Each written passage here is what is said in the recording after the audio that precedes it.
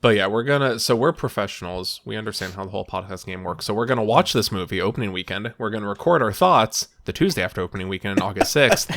And then we're going to be like, hey, you know how you're talking about like Beetlejuice and like Borderlands now? Like, you remember that movie that came out a month ago? Yeah. You remember Trap? Anyone remember Trap? You want to listen We to our thoughts actually about did Trap discuss now? it like immediately afterwards. You know how you can go on Twitter and find like 5,000 people giving their takes on Trap? Well, how about you just listen to our podcast instead? Trying A to month identify the twist. later, a month and a half later. Because we lose the benefit of immediacy and relevancy, and we also lose the benefit of, well, we gave it some time to think over it and really developed our thoughts. And we're not off the cuff. We're going off the cuff and raw, but also really late and delayed. Yeah. I'm going no notes because I didn't want to bring my tablet into a movie theater. That would be very funny if like you're sitting in your theater and you just open up your tablet and you're just like, I'm a podcaster. I'm jotting down my thoughts. Well, okay, no, I want to start the tell episode your before I wife start to talking stop about that. I have complaining. something to say about that specifically. Aaron, you're but gonna have. I want to start the episode. This one is a in nightmare. particular. You've already made this difficult. This one in particular definitely has some gold that you're gonna have to sift through and place. Yeah. In different spots. Pan for those nuggets. All right, you got your intro? I think so. What part of what we just talked about would make you think that he has this intro? We're packing hot dogs for the road. This is exactly what the nerds want. A friend got burned. I see it.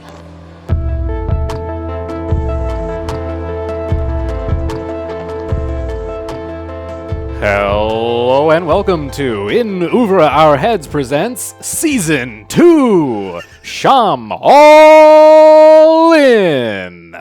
That's right. This season, Season 2 of In Oeuvre Our Heads, you listened to all of those ungodly episodes of Stephen See It All. That was a horrid, terrible experience. At this thank you for point, sticking we through still haven't like finished. We actually haven't finished it. So a peek behind the curtain before the episode's even begun. We are recording this August 6th, the year of our Lord 2024. And we still have not released the final episode of Season 1, Stephen See It All. Nor have we recorded the finale, the game show episode. But we're working on it. We're working not as diligently as we could have been, but we're working on it. But yes, you heard at the top of the episode, this season we are discussing the works of writer, director, producer, actor, auteur, M. Night Shyamalan. I appreciate that last season, every time we said auteur, it was like entirely sarcastic, like the auteur, Steven Seagal. But now you're like, oh, no, actually, yeah, straight up, this is a real... So this will be a little bit different than what you're used to if you are a longtime listener to all of the garbage that we had to watch before now, where instead the of episodes were talking good, about... the movies were garbage. Just want to Yes, that's true. But instead of talking about the garbage that we had to watch and the pillar that tied them all together, Steven Seagal, we'll be talking about the art made by M. Night Shyamalan. Mostly. Pretty excited about it. Yeah, there's some fun ones here. Mostly art. The worst Shyamalan movie is still better than the best Seagal movie by And that's leagues. not even Well, close. I don't know. We need to... Hold on.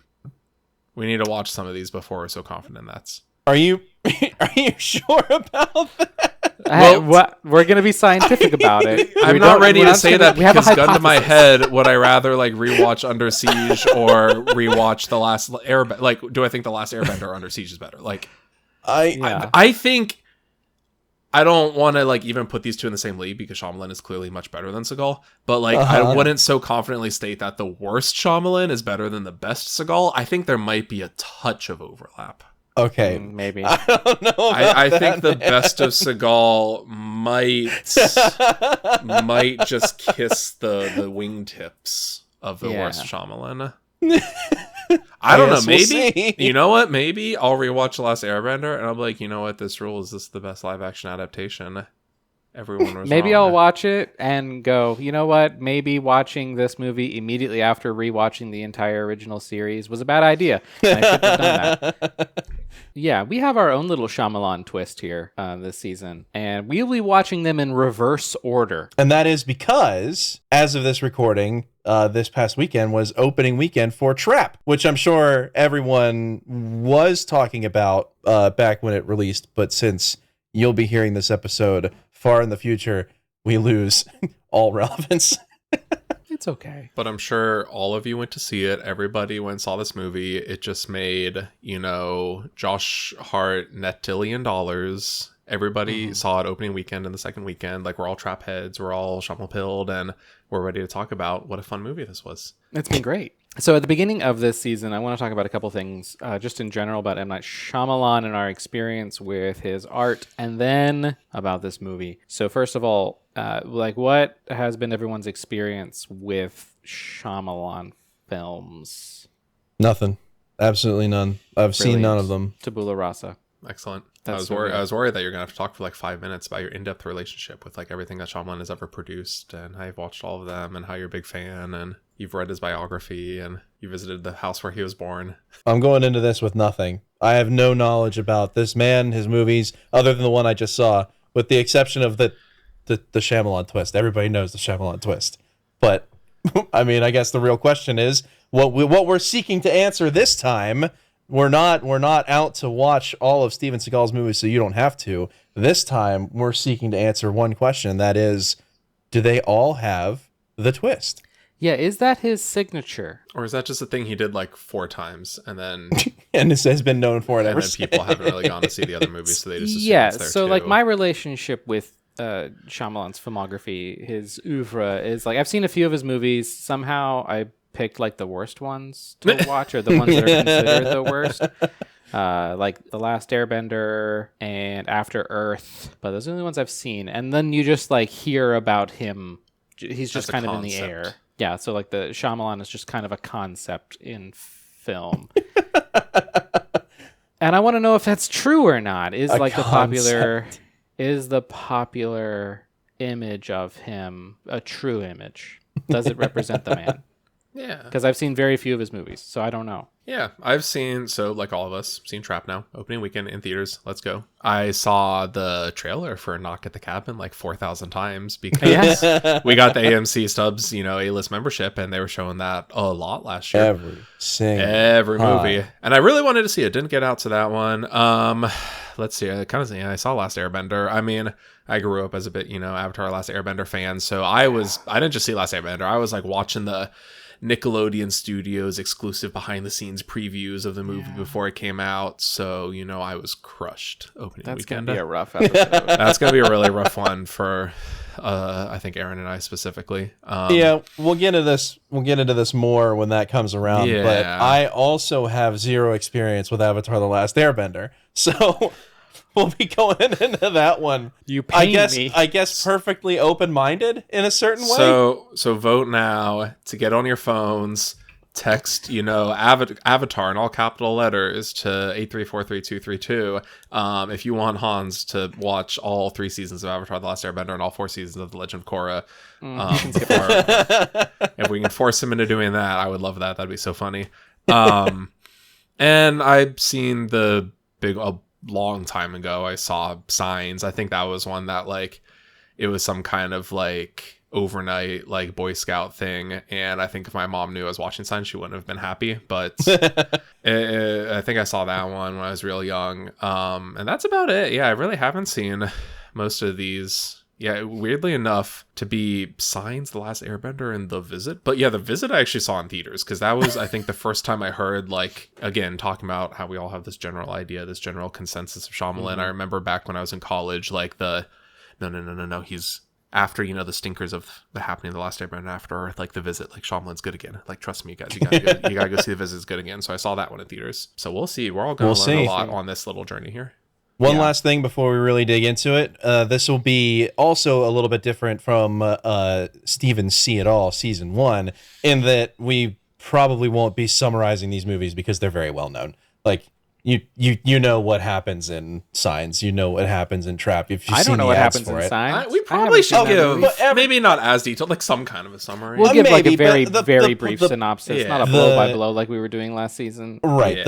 The point is more to analyze M. Night Shyamalan's role as the. I'm not gonna be able to pronounce it. What is it? Auteur. Auteur. The auteur. Yeah, because Steven Whereas- Seagal was, we're watching this so you don't have to, so here's the beat by beats. Right. Exactly. Yeah. It was still about Seagal, but it was also about his many terrible, awful, garbage movies. This will be just a little bit different. But we don't need to give a summary of Trap because every person on the planet has gone and seen Trap. They are financially supported. Yeah, I mean, it was the most popular movie of 2024. So 100%, no doubts. It's gonna outgross the Deadpool movie. It's gonna outgross. This It's is gonna be gonna sound- It's gonna be the second biggest because it's just gonna be right behind Dune Part 2. Yeah. It's gonna be Dune, then Trap, and then everything else in a distant third. When this releases in 2.5 months, this is either going to sound like really genuine or really goofy. Oh, it's gonna be so goofy. that's gonna be very goofy. This movie's gonna pump. Deadpool Wolverine is making Passion of the Christ money. Like this. Hey, spoilers. I liked this movie a lot. I thought it was great. It's I gonna loved do it. It terribly was in the box fun. office. It was This so will make great. no money. It was ridiculous. That's not how So we Take start. us there, Aaron. Let's hear well, it. so speaking of theaters, here's my second question. This is the first time we have reviewed a movie, or not reviewed, talked about. We don't review movies.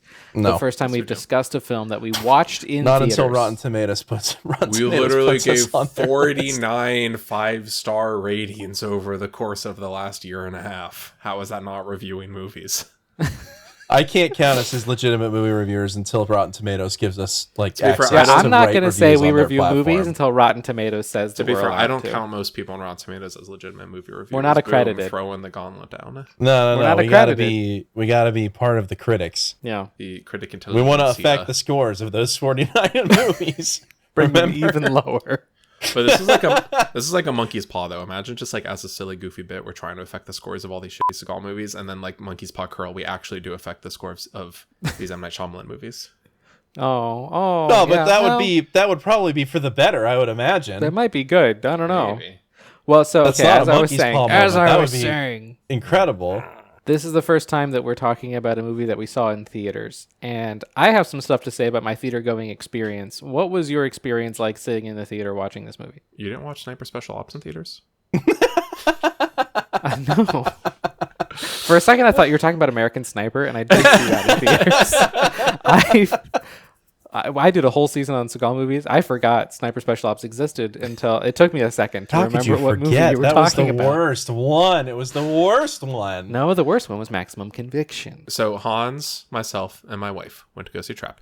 It was not in like, unfortunately all the Dolby fancy IMAX screenings were taken by the Deadpool Wolverine movie.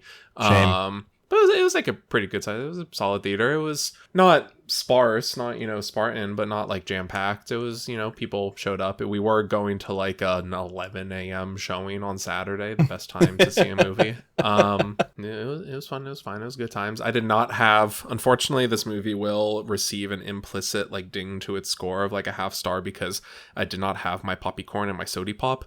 And because that automatically just like, if I'm watching some straight garbage, but I got like, my nice big like 40-ounce like Diet Coke, and I got like, my popcorn with like, the fake butter and everything, that automatically could just like edge out a movie, give it another 0.5 star. We've Yeah, gone I to a kinda lot get of that. movies together. I've never seen you get popcorn. Oh, I think that's more of like a just when Sarah and I go type thing. It's just whenever I can, it's like we You don't don't want to like to spend the accidentally money. like both put your hand in the popcorn bucket with Hans? Every now and again. No, it's just more so because we have the Stubbs membership. It's like the whole point is that going to the movie theater is free, and you lose that point, you lose that benefit if you spend like $15 on popcorn and soda every single time. Right. So it's just whenever I can like convince Sarah to like let me spend the money on that. But like, so this movie, so if we were to give it like a weighted score, the movie gets like a slightly negative weight if I'm watching it at home on TV when I could be tempted by Look at Phone. This movie has a neutral score if I see it in theaters.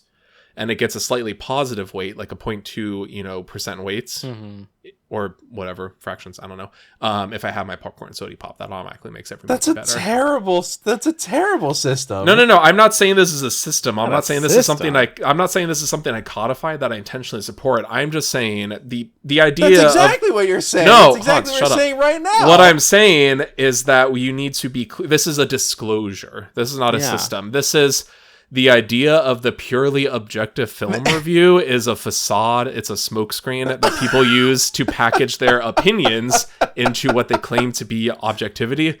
So I'm just saying, I'm being upfront, admitting my weaknesses as a human being who is critically appraising the cinematic arts. I'm not saying that movie's better because I had popcorn. I'm just saying there's a very good chance if I have my little popcorn and I have my soda pop and I'm just having a great time, that movie is going to get I'm going to walk out being like, that movie was pretty good. When same exact movie at home where I could just be looking at my phone, I'd be like, yeah, movie was kind of ass. I'm just admitting my faults. I'm admitting that there is unconscious bias that we need to recognize so we can unpack it. Every movie also gets dinged if Hans is there with me watching it because Hans sucks. So my theater going experience was significantly worse. Like right before, actually after the movie had already begun, about 4 teenage dudes came in and sat in the back and talked. Oh, that's worst case scenario. Oh no. Aaron, that whole theater was a trap. They trapped you there. And the 2 teenage girls sitting in my row just looked at their phones the whole time, like full brightness, just looking at their phones the whole time. Awesome. And there was an employee standing in the corner of the theater who I about called over until she came over on her own, sat down next to me, and started talking to the 2 teenage girls. Apparently, they're friends. No! Oh, that sucks so. Wait, what were the teenage boys like in the back? Were they like being obnoxious the whole time? Or? About halfway through the movie, they did shut up and just started like watching the movie. They were so enraptured. They were so caught up. Yeah, eventually they got into it and like stopped talking. But the girls next to me got up like 3 times each. Because for some reason, when you go to a theater and you have those messages about please turn off your phones, please don't text or post or whatever, some people, I don't know what it is, their brains just go, oh, that's meant for other people. Well, that message isn't meant for me. I think, unfortunately, part of what it was is that there was a theater employee there who was talking to them while they were on their phones, and no one was going to do anything about them with their phones out, so it just didn't. No, that's awful. I think you need to... When did you go? This was like Sunday, like 4:30 on a Monday, so not a perfect time for movie watching. I think you need to go again. I think you need to find a more pure. Maybe wait like 3 weeks for when the theaters when the showings of this movie are just a ghost town. Mm-hmm. And then there were only like 20 people in the room. That wasn't an insult. I'm just trying to be honest. But maybe go watch it again to see if you have a better experience because that does absolutely blow. No, ours was good. We didn't have any disruptive people in our theater. We've talked about this a couple times because it's weird. I'm just gonna sound like such an ancient piece of shit right now, but we've talked about this a couple times because it is interesting the shift in people's personalities or people's behavior in the movie theater and just public spaces in general since COVID. Because you would think that it's all like teenage kids like being assholes. It's really not most of the time. Your experience is unique, at least given my past experiences or recent experiences, because it's all like middle-aged and older people that are the ones causing a ruckus in the movie theater, like talking out loud and like kicking people's seats. And they're the kind of people that would blame it on the young generation.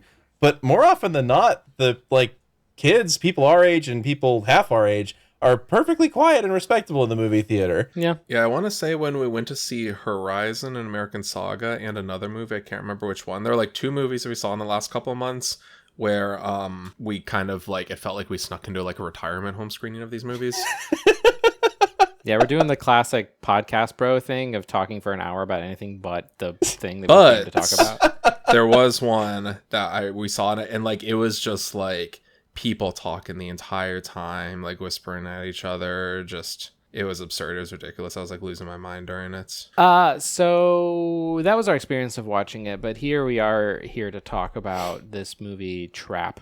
Written and directed by M. Night Shyamalan. Movies Night Shyamalan has delivered unto us a feast for us to devour and pick at the bones. Yeah, general impressions, first of all. I really liked it. It was fun. I thought it was great. It was goofy. It was fun. I had a fun time. I thought it was fun, myself. But also at times one of the scariest movies I've seen in a long time. There You also don't watch a lot many of horror, moments do you? where I was like, I don't covering my watch mouth almost a any little bit. horror movies. Because I think this is the I problem. knew it was going to be spooky, but it was quite spooky. And there is no blood or gore in this at all. Like, Nope. No, it's very restrained in that regard. Not very gory. Super restrained. I don't know if I was ever really genuinely. I'm not trying to. I was sound more like Oeuvre I got a was put badass on over edge. here, but- No, it was A a lot. lot of gaspy moments, I guess we could say. See, I was laughing the whole time. It was fun.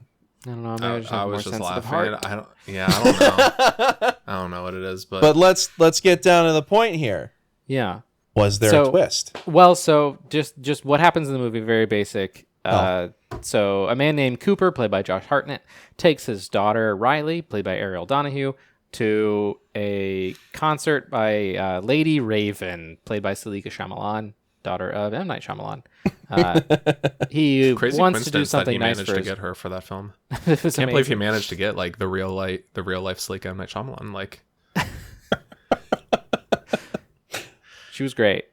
she was. Well, so Cooper wants to do something nice for his daughter Riley and takes her to this concert. She got good grades. Yeah, 3 she got A's good and a B. grades, and he wants to do something really special for her, give her like the best day of her life up to this point. What he doesn't know is that the entire concert was a trap. It turns out Cooper is a serial killer called the Butcher. You're kind of and recapping the previews right now.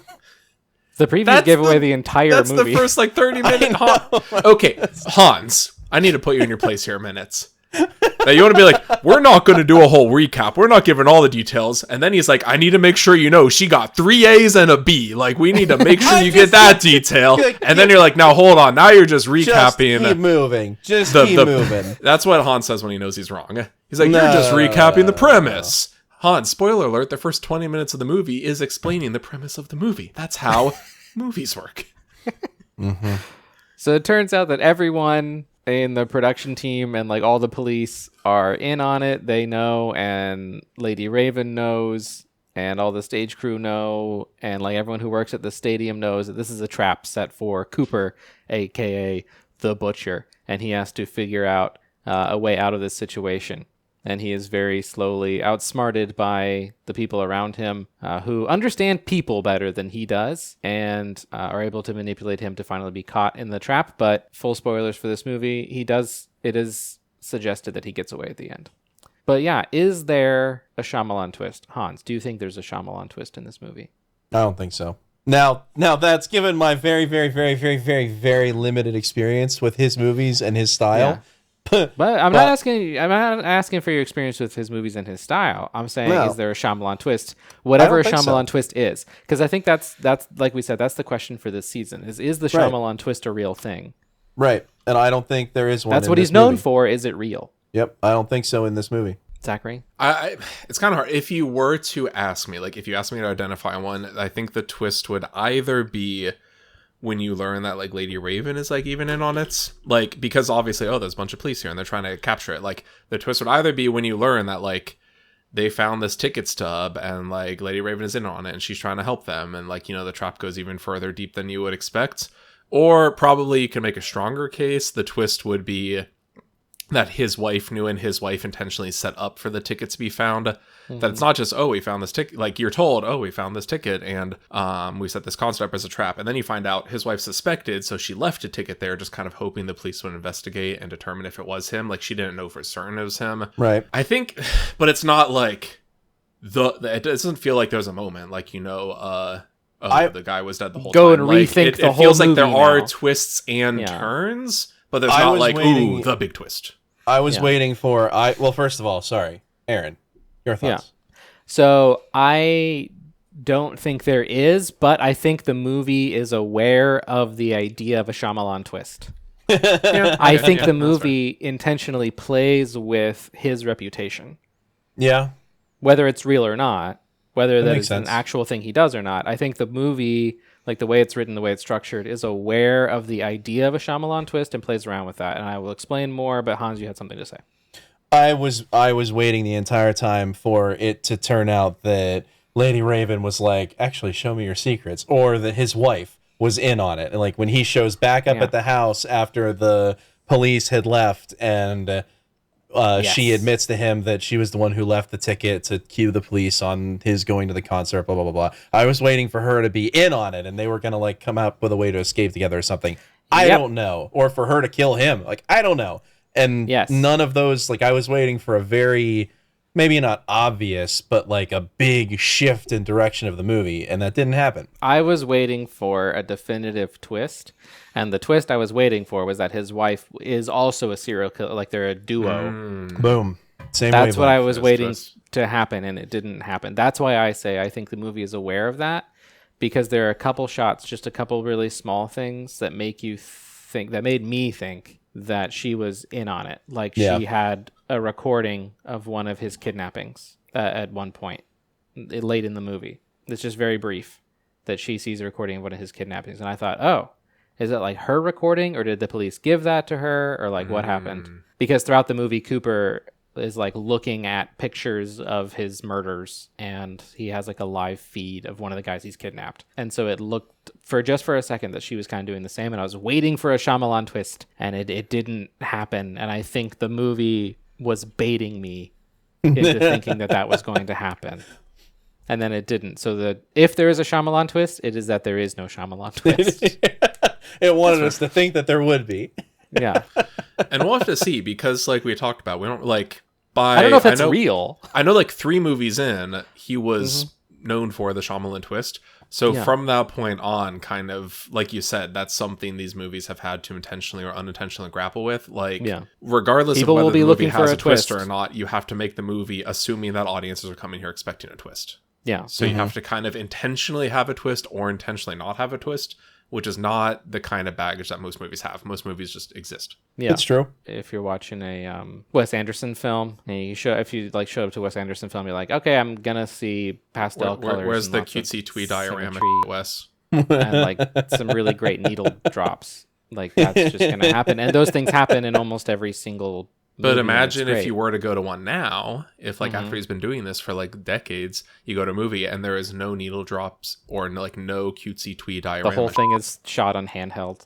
It's all like standard widescreen like formats. There's no changes in aspect ratio. It's shot. There's no symmetry in the framing. It like, just imagine that. And he knows that you're expecting that. Right. And so this felt like, and maybe this is a thing in his late movies. We're doing this backwards. Maybe this is a thing in his late movies that he knows you're looking for it. And so he'll write around that. That was what I got from that as far as the question of the Shyamalan twist. I think he knows that you are looking for it, and he writes around it. And he'll play with your expectation of it. Yeah, so we'll have to see if that seems to be a trend as we go. Yeah, but did you like it? I loved it. It was fun. Fun time. Good times. I don't know. I don't understand well, I understand the discourse, I guess, but I don't understand why people would not like it. It's fun. It's just kind of a goofy, fun, unique movie. This is where we kind of talk about, what we wanted to do, like look at the critical evaluation. I feel like most of these it's supposed to be like, wow, look at what critics in 2008 had to say. Now it's like, wow, look at what critics now have to say. What's our take? Yeah, what do critics now have to say? Zach, you're much more plugged in than I am.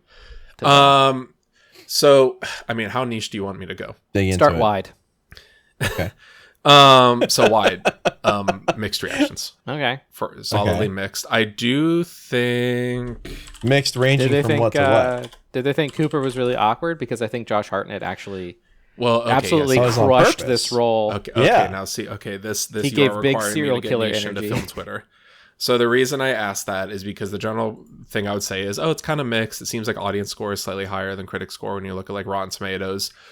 But when you see this movie popping up on Twitter, it's very interesting because normally when, let's say, some example of a mass market entertainment popcorn movie comes out that isn't actually very like critically appraised comes out, you have one crowd saying, oh, just turn your brain off, just have fun. Like, maybe the movie's not that good, but I had a fun time, just have fun. And normally that's a bane of my existence because I'm like, sure, you can have fun, but you also have to recognize the faults of the movie.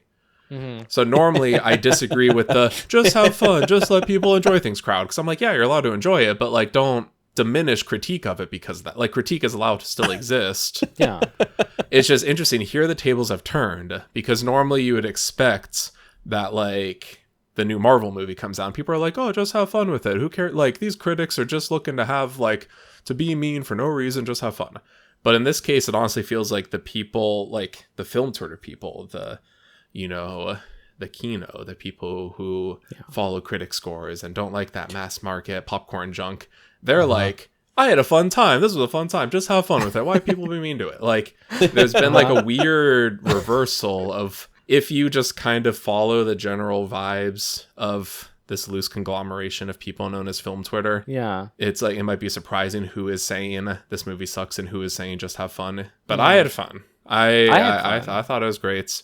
But when you specifically asked, when you asked about Josh Hartnett, some of the discourse has centered around the dialogue, essentially, and the delivery thereof. I thought it was almost flawless. So you have an opinion on the discourse. It fit the part. I wasn't aware of what the discourse was around his acting people choices, basically coming out, but I think they were really good ones. Well, you have people basically coming out saying, like, has M. Night Shyamalan ever talked to a person? Like, he writes very unnatural dialogue, like M. Night Shyamalan, which works perfectly for a serial killer. Yes, and that is you understand how discourse is two sides. That is the other side is like Josh Hartnett is playing a guy who like is trying desperately to look normal when he's a sociopath, and also every character talking to him, like, it's filtered through that. So like it should feel a bit weird. So, like, I think one of the scenes that this is my thought that people are talking about is when he gets into an argument with the crazy mom of the other girl. Yes. And they're like a rich family. And she like confronts him. So there's like this subplot throughout the whole movie that Riley, Cooper the Butcher's daughter, has been like rejected by her friends at school. And they started hanging out without her, and they don't like her anymore. And so he's trying to make her like super popular, but he also just kind of like hates those other kids. Yeah, and he wants her to be, self-sufficient, but also he kind of wants to help her get back at those girls. So like he finagles a way to get Riley up on stage with Lady Raven and all this stuff, which is great. When the other girl like blows up about it and gets into a fight with her mom, I thought that was hilarious. But in fairness, that wasn't so much about the other girl as it was a way. It was also a way for him to escape the trap. I think he just hated the mom more than he actually like wanted to get back at the girls. Yeah, I think it's just, you can tell when she's talking to him, every single second that he has to sit and listen to this woman talk at him is like the worst second of his life. Yeah, and she is like, she is crazy. Like, she is super intense. And she starts talking about, I have a dark side. I have a mean side. You don't want to get on my bad just side. Imagine the mom whose kid is a bully, but she is convinced that her kid is in the right and is like a victim, if anything. Yes. And it's really, really unhealthy. It's bad. So when you see it come to a head and she gets into a fight with her daughter, it's kind of very funny in like a vindictive way that it probably shouldn't be, but it is funny. Yeah, but throughout that whole scene, Cooper is just super awkward, and he's just trying to get out of that situation because he's super, super stressed because there are like a million cops here who are hunting him down specifically, and he's trying to find a way out of it while also not alerting anyone. And it's a really great scene, but I think like her acting choices are also crazy, but also I have met people who are like that. I thought it was perfectly believable. Yeah. It honestly feels like a bit of a statement. Like, we know this man is literally a serial killer, but this like HOA mom, this like PTA mom is like more terrifying than him in the moments. Like, that feels very on purpose. Yeah. Well, so, and then this brings up another question that I was wondering as I was watching the movie, because I knew I was going to have to talk about this later. How likable is Cooper supposed to be in this movie? How sympathetic is he supposed to be? I think that is supposed to change halfway through the movie, and it does. Do you mean that like for the audience or for like the other characters in the fiction? For the audience. Oh, okay. Audience.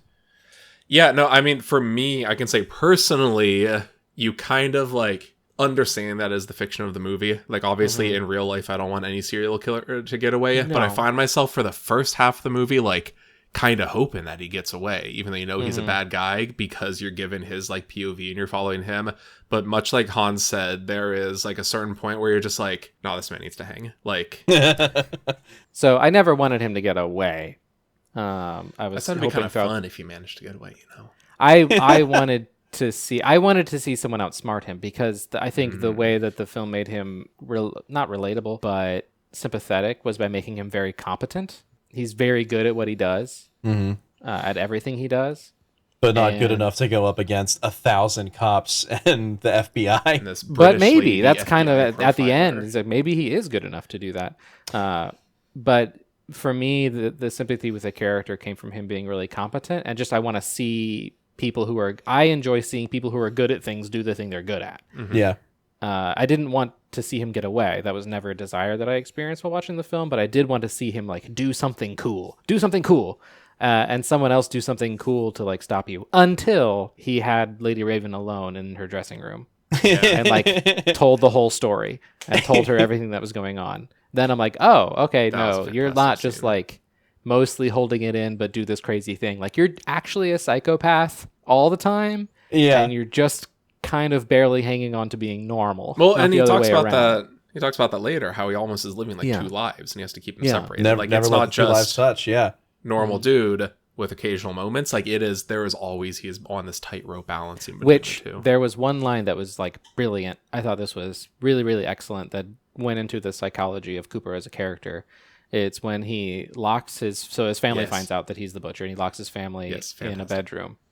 And he opens the garage door to leave the house. I said yes, fantastic, and then I realized I was saying like he locks his family in the bedroom. And I'm like, hell yeah, fantastic. No, not that part, but this scene that you're describing. But this scene is fantastic. So he opens the garage door, and his family is standing in the driveway, like trying to run away, and he sees them, and he realizes, I never thought of this house as part of like my serial killer life. There's a tree outside the bedroom window that you could easily get to if you just open the window. And that never occurred to me. He said, I never saw this place in that light. I never saw this place in that light. It's a completely separate reality. Yes. Him. Yes. They don't cross. I think that now that is a little undercut by finding out he has secret tunnels under the house. But yeah, don't take this from Aaron. No, I would agree. I like the That's one of the reasons I gave it 4 stars, not 5. See, the funny thing is that's one of those lines I really liked, and then I was immediately trying to think of like how we can make a funny joke out of that. Because I like watched it, and then I was thinking back to at like work the other day, we had like some kind of staff regrouping training exercise where we were like reconfiguring before the school year to like come together and deliver on our mission and vision and purpose statement and everything. But like at one point we're doing like a little icebreaker, and it's like, what's something from this summer that has like given you energy, and you what's something that has already taken know you each energy. other. Why do you have to do more icebreakers? But the reason I bring this up is because I don't tell people that I do a podcast. Like that is like a dirty secret. That is like Never let the two lives die. Yes, exactly. That is like my serial killer thing that I just can't let anybody find out. Like I never thought about it in that light. But like they're like, oh, what's something that you enjoy doing? And I'm like, oh, just I like engaging in my hobbies, like reading a good book or watching a good movie, or not even watching a good movie. Sometimes watching a bad movie. Wife guy. But it was like watching a good movie or watching a bad movie. Like I watched like a lot of like I watched every single Steven Seagal movie over the last like year and a half. But like I was very specifically not like I'm doing a podcast. Like and then I made a podcast. I don't want any of you to know that. But I'm like I watch these movies, and then later when they're like, what's something that drains you? I was like, yeah, honestly, when we were like 40 Seagal movies in, like that was draining me. But then like later after I watched Trap, I was just like, the work life and the podcast life, like these are completely separate. I can never let these touch. I can't think of that in that same way. Like I can't let them know. Like that's funny. So the podcaster life is I open up my phone and I check my Captivate stats the way he checks on that dude in the basement with like the carbon monoxide. I'm just like, you see this, and I'm showing like Lady Raven the screen, and it has like last episode 27 viewers. I'm like, you see this? The one viewer in Poland or wherever it was that edited the Wikipedia page. And I'm sure if you locked Salika Shyamalan in a dressing room and showed her the podcast stats, she'd be just as horrified. Yes. Like imagine I'm like, can I just show you something real quick? Okay, look at this. And it's our one Polish listener. This man There's will a whole die. conspiracy about this guy. No, so I had a similar but also slightly altered experience because I wanted him to get away. I don't know. You have it's like watching Barry. Like Barry is the most evil, disgusting character, but because it's a TV show, because it's not real, and because you're seeing it from his point of view, you find him very sympathetic. You just want him to win. You don't want the real consequences. You want spectacle. Right. So exactly. For me, that's like the platonic form of competency breeding sympathy. Yeah, because he's like just enough, just competent enough in what he does to keep moving. Yeah. So I felt that way about this movie as well. I wanted him to get away. I wanted him to find a way out. I wanted him to like still maintain his family because he's like living a real life he's a firefighter, like he's a member of the community, a respected person. People like him. People like him, like he's well known within his community, and that's great. And he has a family, and like you want to see that continue. And as soon as he decided to like, there's no actual way out of here. I can't fake it through the security checkpoint. I'm gonna have to literally give myself up. And he says to Lady Raven, "You caught me, so I'm gonna, kill this guy unless you help me get out of your concert." Immediately that switched to, oh no, this guy needs to get caught. Like, Yeah, it's kind of funny how that happens, where like when he's still maintaining the two lives, you want him to get away, you want him to continue, because you just want to keep watching that movie. And as soon as it switches, my mind switches too, and I start thinking, you know what, actually I would really like to see him get caught, and I would really like to see how it happens.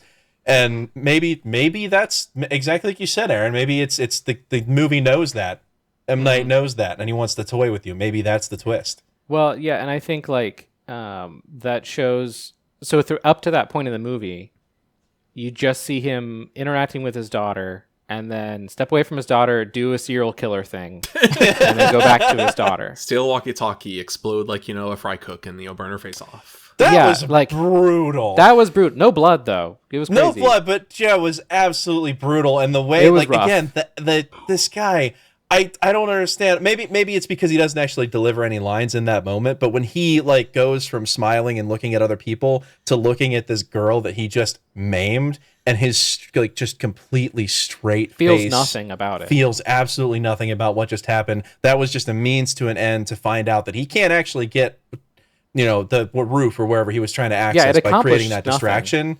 Yeah, he just wanted to figure out if he could use that as a distraction to get out of the place, but he couldn't. And whatever, goes back to his daughter, goes back to looking at the concert. And that was like those moments are just haunting. Yeah. So, but then he goes back to being dad. Mm-hmm. Yeah. And he'll do that so that for the first like half of the movie or so, he spends most of that half as dad, and then like does this weird, like almost like James Bond kind of thing, but for a nefarious end. It felt like a James Bond movie. He's like being cool, and then does like, he's like being normal, and then does some sort of crazy thing over here, and then goes back to being normal. And then after the green room scene with Lady Raven, it flips so that from that point on, you see him as serial killer who occasionally does normal human thing. Mm-hmm. Mm-hmm. And that radically changes the way that I was interacting with the film, that I was interacting with that character. Like, that completely changed my sympathies. The more we talk about this, the more I think I have to go back on what I was saying. Maybe like that. Is there a Shyamalan twist? It's real subtle. Maybe it's a little more subtle. It's not quite as. It's not as obvious. He was dead the whole time. Maybe we need to get like 5 movies in and then go back and be like, okay, I think we might have to, because this is going to be a very interesting experience doing what we're trying to do, starting from the end and going to the beginning. Because the more you're talking, the more I'm thinking, you know what? That really does take a pretty big tonal shift in this movie at a very specific point. And that, we're talking about seeing the characters differently. We're talking about the writing changing, the dialogue changes, the way that they interact with each other completely changes. And it kind of fits. Well, and it is also like, when you watch the trailers for this movie, they make you think the whole thing takes place in the concert. The whole movie is about getting out of the concert. Mm-hmm. It is also very shortly after that, like right after that scene, they get out of the concert, and there's another like 40 minutes outside the concert that like none of the trailers even showed. Just so half the movie takes place. Just kind of becomes a different movie. It becomes like a thriller about this guy who like basically kidnapped this pop star, like as opposed to this guy who's trapped in the concert. Yeah. Yeah. It's very she interesting. has way more agency throughout the movie than I thought. Yeah, I was just like, oh wait, I thought it was just like, oh, she's the gal that's on stage, and that's fun that it's his daughter. I'm like, oh, she's like a main character now. She's like actively trying to sabotage like the villain, and doing so cleverly. Like the protagonist of the movie shifts there for like 30 minutes. Yeah, but so I think here's another question to further complicate things. Is that what we mean by Shyamalan twist? I think it's not, because it is a twist in the way the narrative is presented. It's a twist in tone, and it's a twist in sympathies. But I don't know yet, because this is the first movie we're talking about. Right. Does this fit into when people online say Shyamalan twist? Because they never just say twist; they say Shyamalan twist. It's its own thing. Right. is this that, or That, is it like, just really competent writing? The like Or public, I guess we're gonna find out. like the public, like collective unconscious idea of the Shyamalan twist, I think is like we said earlier, it would be like, oh, actually, Lady Raven is the serial killer the whole time. Like, you know, it's something wild and audacious, not just like, you know, a subtle shift. And I think it'd be something that would make you like go and rewatch the movie. Go and be like, and you'll see, oh, I see where that was the whole time. Like this doesn't, I don't think if the twist is that like perspective shift in the middle of the movie, I don't think that would cause me to reevaluate what I experienced.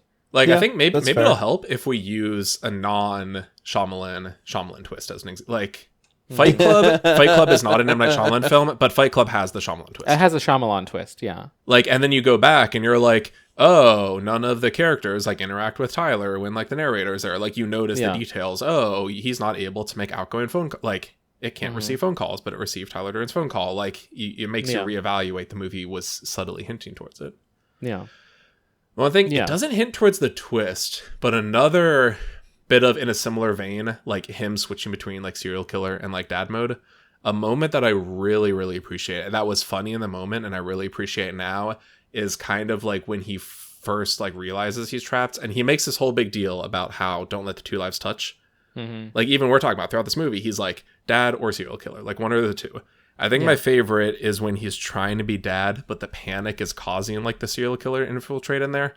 Yeah. Because the thing you'll notice is he'll like up this fry cook. He'll like work with like the dude that's selling t-shirts. Like, he will like use these marks, like use these people to get a means to his end, but he never uses his daughter. No.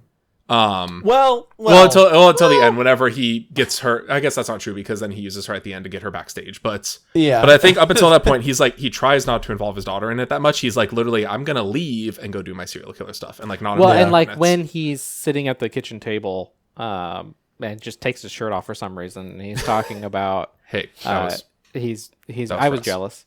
But he talks about, okay, I've finally been caught, and he's like coming to the realization that he will miss his family. Yeah. Oh, that's where he's talking to his wife. Yeah. But the part I was gonna say that like is when you. Oh, go ahead. Well, sorry, just to expand on what Aaron said a little bit, he's talking specifically about how he's never felt. He's talking to his wife after he found out that his wife is the reason he got outed. He got trapped because she suspected something but didn't know for sure. He's talking to her as they're eating pie, and he's saying that like she was trying to. It's a whole thing. If you see the movie, you know. He's talking to her and he's explaining that he's never felt this emotion. Like, he has felt nothing. He has felt a lot of things all at once. He feels totally different while he's murdering people versus while he's with his family. But he's never felt pure anger before, and that's what he feels towards his wife. And it's because she made it so he will never be able to see Riley grow up. Yeah. And their son. I can't remember the son's name. He has, I think, one line throughout the movie. So. he's a father of he's a girl dad. He has a son, but he's a girl dad.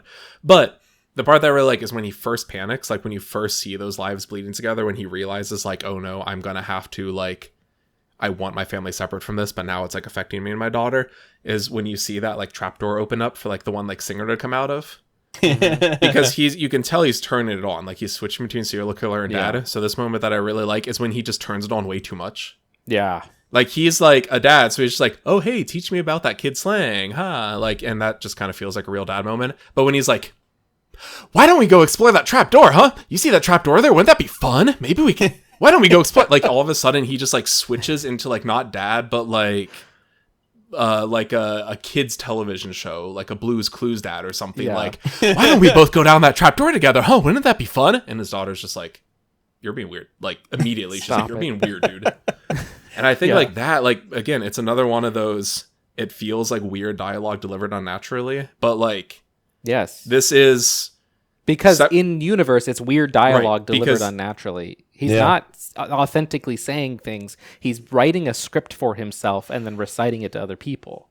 Because he's like the serial killer who can completely separate the dad, but now he's just like, oh no, I'm the dad who is a serial killer trying to get away right now. Like, they're not separate. Like, that's his lives coming together.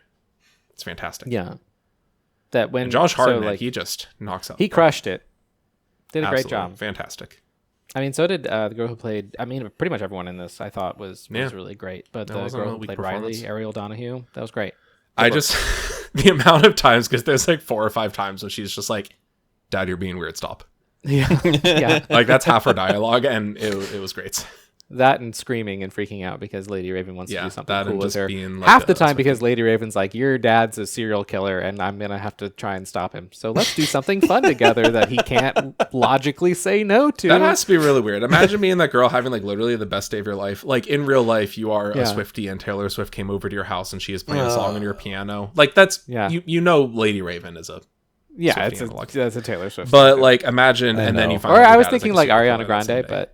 No, it literally says that he pitched this movie as, where was it? I saw this somewhere. It's like like a horror movie, like set in the Eras Tour or something. Yeah. Shyamalan pitched Trap as setting Silence of the Lambs at a Taylor Swift concert in reference to her Eras Tour, and wrote the screenplay in 5.5 months, a personal record for him. That's awesome. Well, actually, that does remind me of a fun little game I want to play. How much do you know like current pop stars? None at all. Because I'm curious. I was thinking about this. Like, we find out that Lady Raven is like game. Like, she's in on it. She's literally meeting with the investigator and being like, "Did we get him yet?" Like, so I'm gonna run through a couple names. Taylor Swift. Do you think I've heard that one? Yeah. Congrats. If the police went to this person and said like, "Hey, we want to use your concert as a trap to catch the serial killer," do you think Taylor Swift would be game? Absolutely not. No, she would say, am I going to make more or less money from that? Probably less. I'm not going to do it. She would say, can I release like 5 more albums based off this? Yeah, so that's my gut instinct. So what about Lady Gaga? Do you think Lady Gaga would be game? Yes, game. Probably. Absolutely game. Okay, cool. Billie Eilish. Do you think Billie Eilish would set a trap? Probably. I don't know enough about Billie Eilish to answer, but probably. My feeling is Billie Eilish, yes, and like she would be like way into it. Like I think Billie Eilish would be like almost like up on stage, giving like suggestions, openly mocking him, like just like being up there and being like, "Oh, we got a real killer show for you tonight." Like I could see that based on what I know. Who else? Charlie XCX. I don't know her as well, but do you think she would? I don't know who that is. I couldn't tell you a single thing about that human. Well, who? Does that mean anything to you? No. Okay, never mind. Maybe we'll do a solid maybe. What else? Who's another current pop star that the kiddies listen to? Adele. You are asking the exact wrong person. We've talked so many times about how out of touch I am with like the I've heard that name. Chaperone, HOTTOGO. Do you think she would set up a trap for? Okay, you just like sang a part of one of her songs. That doesn't help. I've never heard a single note from her. I don't know. I think Chaperone would help to set up a serial killer trap at her concert. Sure, I guess so. If you were like Mitski, do you think Mitski would be in on it? Absolutely. Honestly, I don't know if Mitski would, but I don't think Mitski would do it for selfish reasons. I think Mitski might not just like. Because that's a lot to take on. Reasons. Yeah. Yeah. Ariana Grande would not. Ariana Grande would not no. set a trap at her concerts. I don't think so. Do we have any other people we want to run through? Who else do we think? See, none of the musical artists I listen to would be big enough for it to be a trap, a reasonable trap. See, so yeah, let's imagine. Oh, it's happening at a Cheek Face concert. Yeah, if it were for any of the people that, do you think Dave Matthews would set a trap at his concerts? Hans? You know him best. Yeah, we're good friends. Yeah. Okay. I think Dave would. See, no. The reason I'm paused is because it's very funny to me because in everyone that you've listed so far, I'm thinking of the same sort of concert where it's like 13-year-old girls and maybe their parents, and you say Dave Matthews, and it's like, well. Every single person there fits the description of Cooper, true. Like a mid-40s male, like the dad got the dad bod going on with maybe a couple tattoos or whatever. That's every single person at a Dave Matthews because concert. They like specifically say in the movie it's something like, oh, this concert's 50,000 people, but there's like 3,000 men who it could be. Yeah. Like I imagine Dave Matthews concert, like, okay, we just need to scan literally every single person who came here. They all fit the bill perfectly. Oh, it's a Bon Jovi concert? What? Maybe a solid like 50%. There would be people and their wives, but like...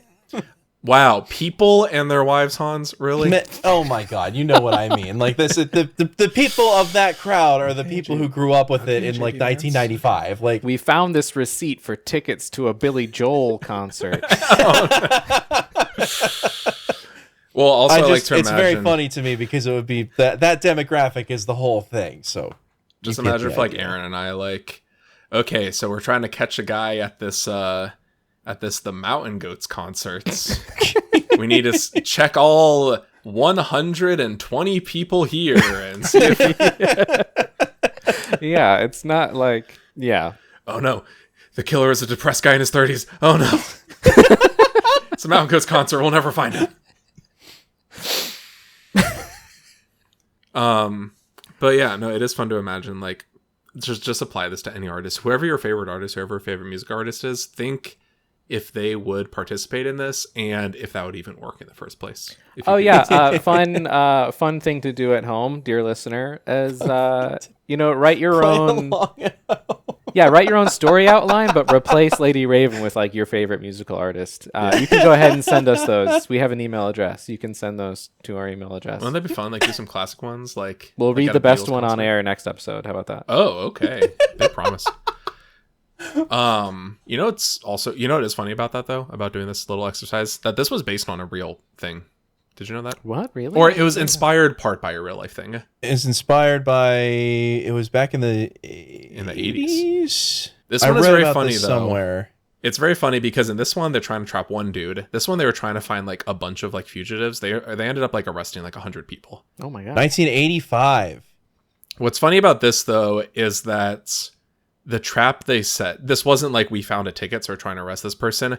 They just sent out like, hey, you want a free all expenses paid trip to the Super Bowl? And they arrested like over 100 people there. Like all the people like the security guards and such were really just like undercover like FBI agents. So they arrested like over 100 like very dumb criminals. Can we the can we agree on that? The premise was inspired in part by Operation Flagship, a 1985 sting operation in which law enforcement arrested 101 wanted fugitives at a convention center, having invited them under the pretense of gifting them free NFL tickets and the opportunity to win an all expenses paid trip to the Super Bowl. Like, can we agree? They got some of the dumbest. Like, imagine you're on the lam, you're a criminal, you're a fugitive, and then you just get, hey, you got a free Super Bowl tickets. How do you take that bait? Well, the division. No. That's awesome. No, Cooper got those free, football tickets, not the butcher. They're separate worlds. So all these, but you have to remember, this is for like the butcher serial killer who killed like 15 people. I haven't read the details of all the people arrested under this, but I'm imagining like I kept the lives separate. The me who's just like a dude in his 20s and the me who steals car batteries in the Napa parking lots. Like, I've always kept them separate. I can't let those two lives touch. I can't let them know I steal catalytic converters. I've defrauded the government out of hundreds. I go and I can't let them touch the me who my family knows and the me who reaches up into vending machines to steal the sodas from the bottom row. The two lives can't touch.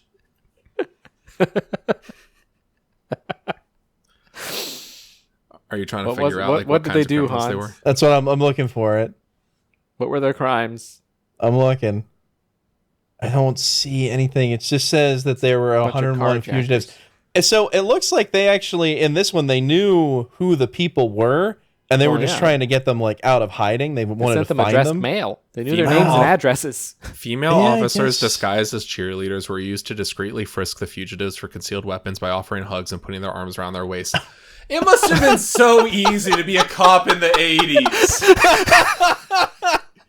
How dumb are these motherfuckers? I love, to make this seem more believable, undercover officers carried balloons, sang Redskins cheers, served buffet brunch, and played videos from the Redskins' first Super Bowl win on the convention center screens. But it must have been so easy to be the FBI back in the 80s. Can you imagine being that cop who, like, your sergeant tells you, okay, Officer Jennings, here's your uniform for the next operation. And it's like a bikini because you're going to be an NFL cheerleader. No, I don't. That's a weird thing. That's a weird ask. It's also funny that this thing is so dumb, and then you see that it is considered one of the largest and most successful mass arrests in like the history of the United States. The fugitives are wanted for various felonies, including assault, robbery, burglary, escape, narcotics violation, rape, arson, fraud, or a combined thereof.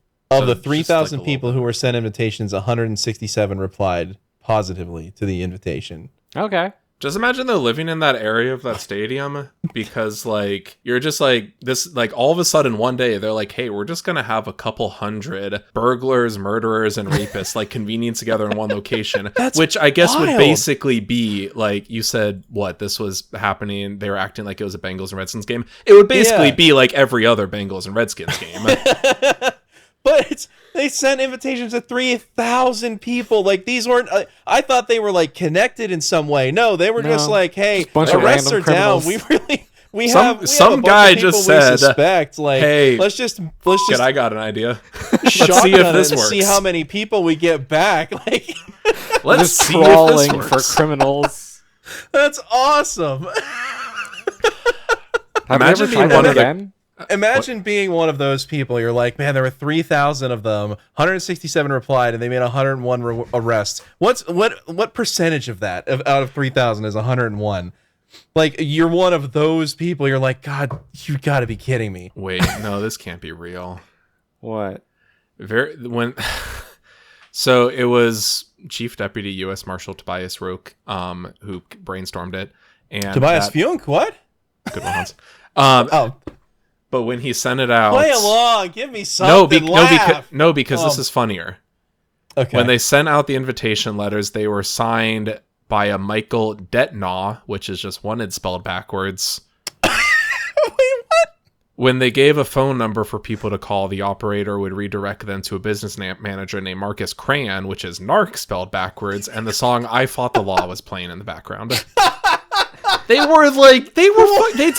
were just joking around. They were having a goof. This is like YouTubers that waste scam callers' time. This is that level. Well, you know what it is? M. Night Shyamalan, he showed like a good amount of restraint, because if he included any of that stuff in the movie, we'd be like, this is too ridiculous, my man. What are you doing? This is so silly. How did anybody fall for this? How did 101 people fall for this? Art imitates real life, but real life can sometimes be a lot more ridiculous than the art. I can't believe the M. Night Shyamalan trap movie is less silly than the real life inspiration. That's amazing. Man. Good times, man. That's fun. Yeah, you should watch this movie. Yeah, it's good. Watch it. Yeah, it's fun. Man. But just like, I don't know what time. You went in the morning, I went in the afternoon. Sounds like morning's better. Or By just the don't go to the time- theater that you went to. Yeah. By the time people are listening to this, I feel like they'll be able to stream it in their own homes and not have to deal with any of that. But don't yeah, look I'm a at big phone. believer. I'm a big believer in movie theaters until I actually go to one, and then See, I've had a couple not so- great experiences, but not overall. There's more hits than misses. You've had the most bad movie theater experiences, I think, out of anybody. really I've ever known. unlucky. You have some wild stories from the movie theater. Bad. Like if you're listening to this, I cannot you should go to repeat the on movie air. theater. Bad. Don't let Aaron talk you out of it. Don't let Aaron dissuade you. You should go see this in theaters. If it's still in theaters, I don't know. When is it going to come out? Actually, thinking of it, all my bad commercials. stories are from the same movie theater. I'm just not going to go there anymore. Yeah, you should. Wait. That sounds good. We won't necessarily put them on blast, but I'm curious which movie theater is it? It's the one we all grew up going to. Really? Yeah. Even Yeah, the just don't know. Yeah. I don't want to say it, but even that one. Yeah. Wow, interesting. This is not an And every AMC. time I go in the bathroom there, I can't think of anything else. We'll just leave it at that. Wait, that happened. Yeah, don't go back to that theater. Go to. Well, it sucks because there go to aren't any Midtown AMCs near. There aren't any AMCs in Carlisle. No, but he has two in like Mechanicsburg, Camp Hill area that are closer to him, closer to where he lives than that one in Carlisle. That's yeah, true. but I was hanging out at my parents' house Yeah. yesterday when I saw. Don't do that. No, this You have to this keep is the two lives not an separate. You have to keep the AMC. parent. I have my podcaster life over here, Yeah. and then my regular priest keep life them over separate. here, and they don't cross. No, this is not sponsored by AMC. I just Clearly. go if you have AMCs near you, go get the stub subscription because like it having it be so painless to just say, "Oh, I want to go see a movie today." Look at the app, reserve seats for anybody that you have like in your little crew or whatever, and just going to see movies whenever the heck you want. Like going back to the theaters has been great. so easy and nice. It's just so it's fun. It's just so much fun. That sounds so good. Well, anyway, I think that suffices for our conversation on this movie, Trap. Look forward to a really interesting season trying to answer that question. First, what is a Shyamalan twist, and does he even do it that much? And will we even be even remotely correct in our conclusion because we're doing it wrong? Yeah. So this one to summarize, maybe a Shyamalan Maybe twist? it's got a Shyamalan. I'm soft erring on the side Shyamalan of twist? no. I don't think there is a Shyamalan. I'd say no. It has twists and turns, but not like a twist. Yeah, I don't think there's one big definitive twist that makes you reevaluate the movie. I don't think. And in general, we are coming in more positive than the kind of critical evaluation. It's Yeah, kind I of gave mixed. this 4 stars on sure. Letterboxd. Oh, Letterboxd reviews. 4 stars. 4 stars. 4 liked stars. it. Actually, yeah. Hold on. Wait a minute. Perfect synchronicity here. Nice. 4 stars with a 4 like, stars maybe. liked it. Yeah. Yeah. I'm a little stingy with my likes, but we'll see. Now, where would it be if you had popcorn, Zach? Actually, you know what? Maybe that's it. Maybe it's 4 stars either way, but like 4 stars with a like if I had like, you know, my Diet Coke and candy corn. But like for just 4 That's stars so without unfair. it. I don't make the rules. You did. Those are your rules. So if we're debating, so between a Shyamalan or a Shyamalan, This is a Shyamalan win. this is a is a Shyamalan. all win. Shyamalan at M. Night Shyamalan. Good movie. Watch it. It was good. Watch it. Yeah, no, so I just did the math. I've watched like 88 movies in AMC theaters. I think only really 4 or 5 of those experiences have been like bad. And one of them, we had the theater entirely to ourselves. Yeah, but that was to watch Avatar 2: The Way of Water, so overall That's that experience was bad. That's true. How do we end this? I can't. I'm so used to doing bad stingers for bad movies. How do you do a bad stinger for a good movie? I don't know. I feel like maybe do we actually need to have like codified like this has been M. Night Shyamalan intro music by blank blank blank and you know and you can catch us on these socials and No. follow No, us we don't- next what? week. No. We don't do that. This isn't Call our to job. action. No, I think what I'll say for this episode is, dear listener, the reason this episode has been so long because we've been trying to keep you in the same place. The police are on their way. This whole podcast was a trap. Oh, speaking of that dude that delivers the line, the like t-shirt stand guy, fantastic, love him. Oh, he's great. Yeah, he was Phenomenal. That's the twist is the mid-credit scene. When What you was his realize name? that Hold on, he- we got to call him out. the actor or His the name character? was Jamie, played by Jonathan Langdon. Jonathan Langdon. There you go. You found it faster than me. He was awesome. Also, and it was the same sort of thing where his lines weren't like completely natural, but it worked really well in the way that it was being presented. Great. Oh, and because Kid Cudi he's- was in this movie for a second. He looked like a Yes. Targaryen. But Kid Cudi is the one who he's very rude about his like almond milk or whatever, and then he Yeah. sees Josh Hartnett, he goes Zaddy, and then walks away, and like that's his entire role in the movie. Yeah. Fantastic, perfect character. No notes. No notes. He's Oh, pretty do we need terrible. to talk about the M. Night Shyamalan cameo? M. Night Shyamalan Yeah, cast he's in this. he structured this movie around his daughter being a famous pop star, and then he shows up for like 3 minutes to be like, isn't she amazing? Isn't she the best? Isn't she the coolest? So I think M. Night Shyamalan does get like a Dad of the Year Yeah. like award. Oh, and the movie goes like out of its way to show how she is nicer and cooler and Yes. more normal than all the other pop stars. Yeah, it's like, you know how these pop stars are known for being like divas and like pricks and everything? Not her. She's just great. She just wants to help save this guy who's trapped in the basement, and she'll do whatever it takes. Yeah. Except I do have one small... See how smart she is? I have a little script doctor. Oh, the script doctor it up. So my script Don't know I what want it to is. preface it. My script doctrine is not as severe or intense as any of yours. Like, I'm not actually telling you how to address like structural things in this movie. Well, that's because this movie doesn't have nearly as many structural problems. Yeah. This is just As more of like past a movies that we've script doctored. I'm not like a script doctor. I don't want to say script nurse because I don't want to diminish the work that nurses do. I'm like a script like med student. Yeah. I'm like a script like guy, like pharmacist. Hey, Pharmacists, they're pharmacists doctors do too. good work. Okay, no, but who do you go for? Just like a light touch. I'm like a script vet. I don't Intern. know. Script intern. But that's a real thing. Nurse practitioner. Yeah. Anyway. There's the part early on in the movie when he is having his daughter like explain like teen slang to him, which this was very relatable when she's explaining, was it like crispy? She's like, Yeah. which is funny because like in real life, the kids I are don't saying think- like cooked, like Yeah. Okay, like, but he's cooking with that. I said this to you while we were there. your experience with the kids saying that is college kids. Maybe 13-year-olds are actually saying crispy. Maybe they're you saying won't, crispy. you won't know Gen until Alpha. 10 years from now. Maybe that's true. Maybe Gen Alpha slang, maybe that is real. But she's we're like a whole generation removed from that now. Maybe that's true. And M. Night Shyamalan does actually know this. Like, maybe this 54-year-old guy is keyed in to, like, you know what the kids are saying.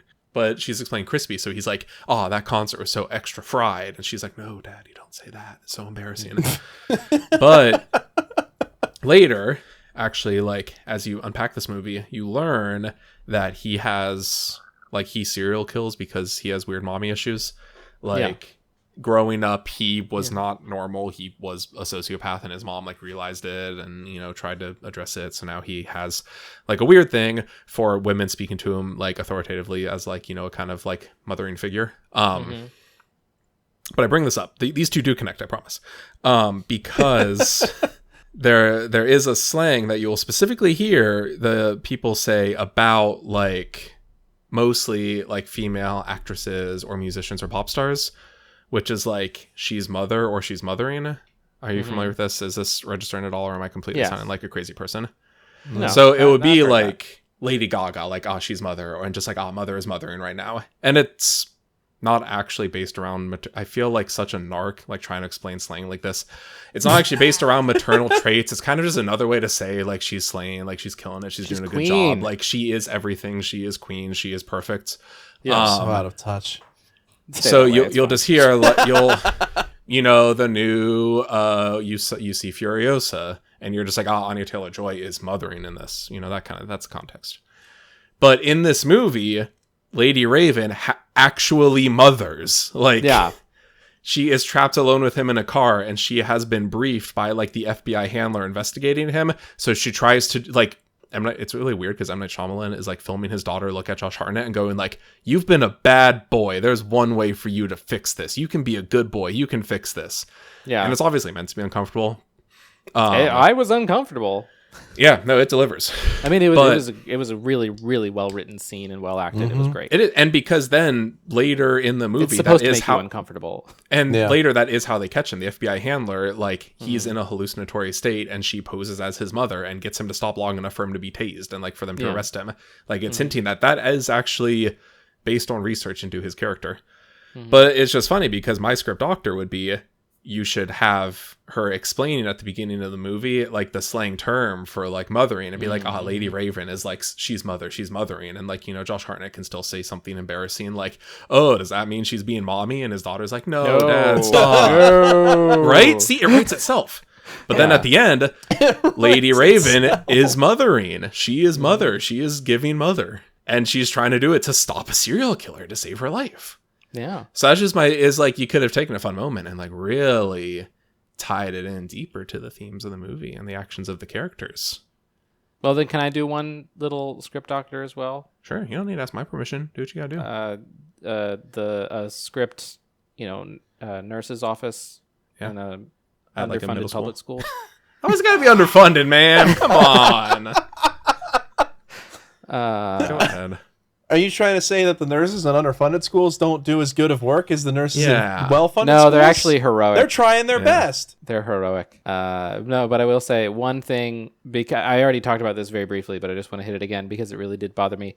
Because it undercut one of my favorite moments when he says, oh, I never thought of this place in that light. And then he has, like, a secret tunnel under his house, which means he definitely thought about his home in the light of being a serial killer. Find some other way for him to escape the house. Like, he escapes the house in, like, a secret serial killer tunnel.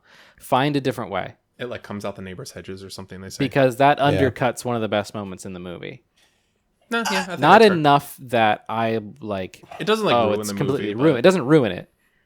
But I think it maybe does make me doubt that moment, which was really good. The only thing I would say about that, and I'm not going to say you're wrong, because you're absolutely not. Thank you. When he says, I never saw this place in that light, I think what you're supposed to get is that he never saw it in the light of keeping other people in, not in the light, not what we're saying, which is he never thought of it as, like, needing a way to get out. It's not specifically his serial killer activities, but it is like he never wanted to harm his family. There was, like, no instinct to harm his family at all. He never saw this as a place to do his crimes. his like kill houses are specifically set up and engineered so that people cannot escape. And he never thought to set up his house so that people could not escape. Yeah. Whereas it's actually the opposite. He set up his house so that he could escape. Okay. Yeah. So I'll listen to both of them. You're definitely right. I'm not going to say you're wrong because unless you really dig into it, it does kind of take away from it. But I think maybe just make that more clear then, I guess. For me. I don't know. Yeah. You got it. I missed it.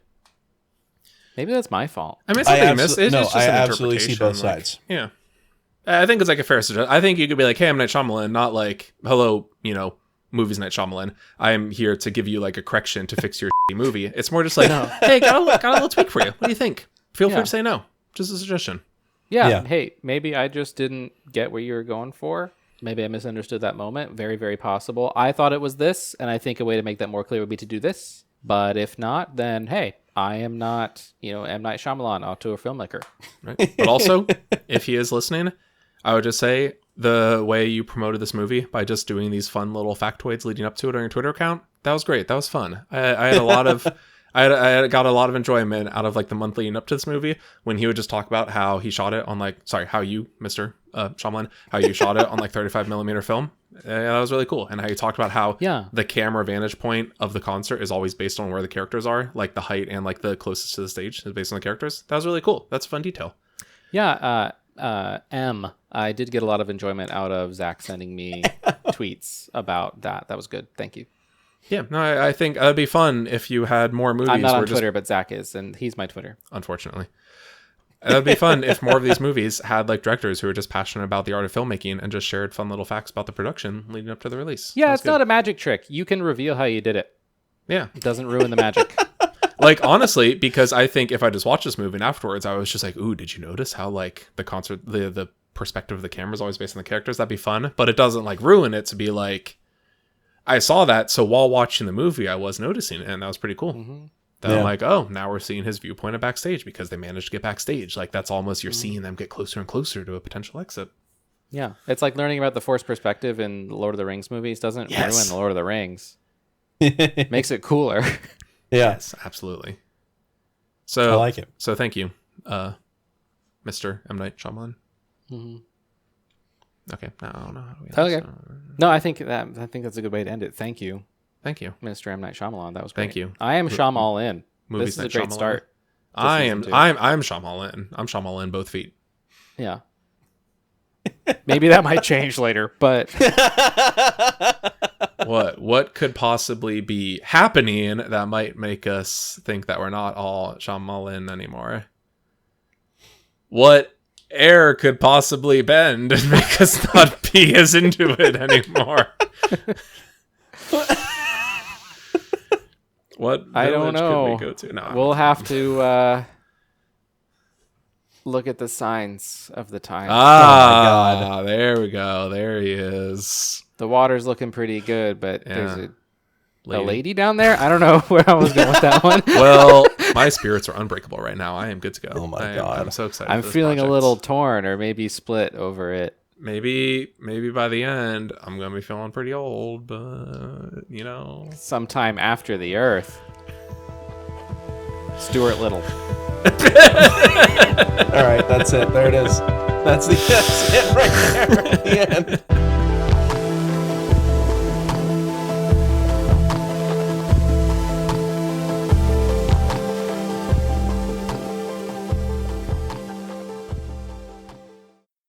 You like hot dogs, right? Hello. Hello. Welcome to my trap. Should we? So that's been like a meme. Should we try to? No, wrong movie. Should we?